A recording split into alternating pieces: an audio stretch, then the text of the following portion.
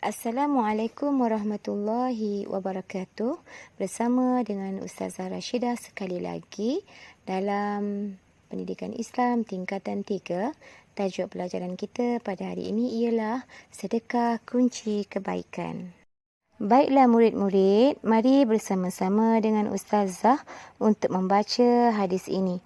An Abi Hurairah radhiyallahu anhu qala Qala Rasulullah sallallahu alaihi wasallam, kullu sulama minan nasi alaihi sadaqah, kulla yawmin tatlu'u fihi syamsu ta'dilu bainal isnaini sadaqah, wa tu'inu rajula fi dabatihi fatahmiluhu 'alaiha aw tarfa'u lahu 'alaiha mata'ahu sadaqah, wal kalimatu at-thayyibatu sadaqah.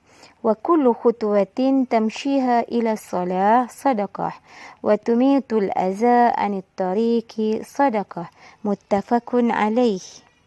Seterusnya, mari bersama-sama dengan Ustazah kita fahami maksud hadis dengan betul. Kullu sulama minan nasi alaihi sadaqah. Setiap sendi di tubuh badan manusia adalah sedekah baginya. Kulla yaumin tatlu'u fihi syamsu. Setiap hari yang terbit padanya matahari. Ta'dilu bainal ithnaini sadaqah.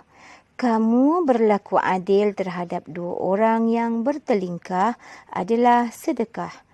Wa tu'inu rajula fi dabatihi fatahmiluhu 'alaiha. Dan kamu membantu seseorang menaiki tunggangannya, au tarfa'u lahu 'alaiha mata'ahu sadaqah, atau kamu mengangkat barang-barang ke atas tunggangannya adalah sedekah. Wal kalimatu thayyibatu sadaqah, dan perkataan yang baik adalah sedekah. Wa kullu khutwatin tamshiha ila salati sadaqah, dan setiap langkah kamu berjalan untuk menunaikan solat adalah sedekah. Wa tumitul aza anit tariqi sadaqah, dan kamu mengalihkan sesuatu yang berbahaya di jalan adalah sedekah. Baiklah murid-murid, kita telah pun membaca dan mengetahui maksud hadis dengan baik. Seterusnya, mari sama-sama kita lihat maksud sedekah. Sedekah menurut bahasa artinya pemberian.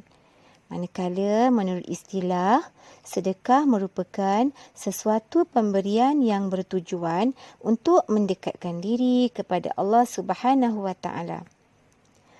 Untuk pengetahuan murid-murid, semua perbuatan yang baik dikira sebagai sedekah. Murid-murid, apakah amalan-amalan sedekah yang terdapat dalam hadis tersebut? Antara amalan-amalannya ialah yang pertama, berlaku adil dalam tindakan. Yang kedua, mendamaikan dua orang yang bergaduh. Yang ketiga, membantu orang menaiki kenderaan. Yang keempat, membantu orang mengangkat barang ke dalam kenderaannya. Yang kelima, bercakap perkataan yang baik. Yang keenam, berjalan untuk menunaikan solat. Dan yang terakhir, mengalihkan sesuatu yang berbahaya di jalan. Seterusnya murid-murid, kita cuba lihat kelebihan beramal dengan amalan sedekah yang pertama, iaitu mendamaikan orang yang bergaduh. Sudah tentu murid-murid pernah melihat di antara sahabat-sahabat ataupun ahli keluarga yang bergaduh.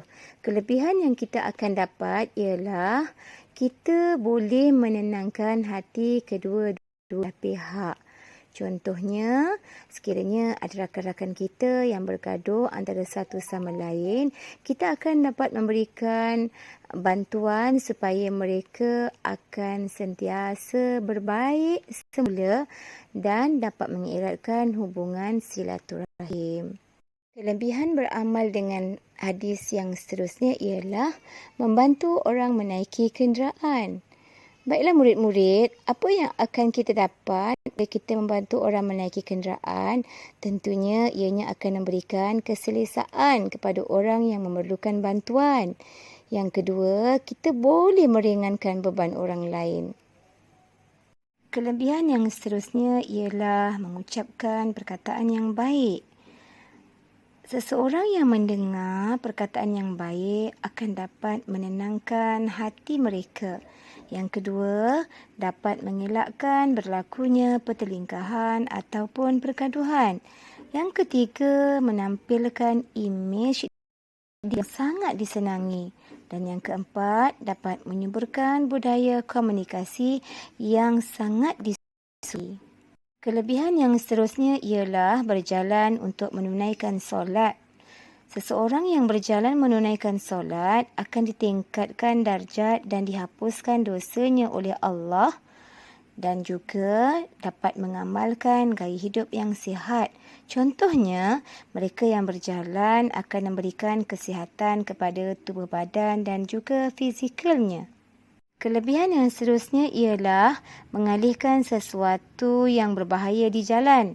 Contohnya, kita mengalihkan dahan ataupun kayu yang menghalang di jalan akan dapat mengurangkan risiko kemalangan jalan raya dan juga memberi keselesaan kepada pengguna-pengguna yang lain.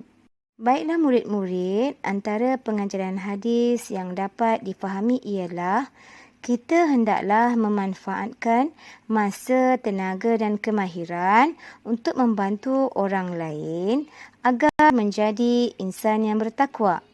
Yang kedua, kita hendaklah bercakap perkara-perkara yang baik supaya disenangi oleh masyarakat.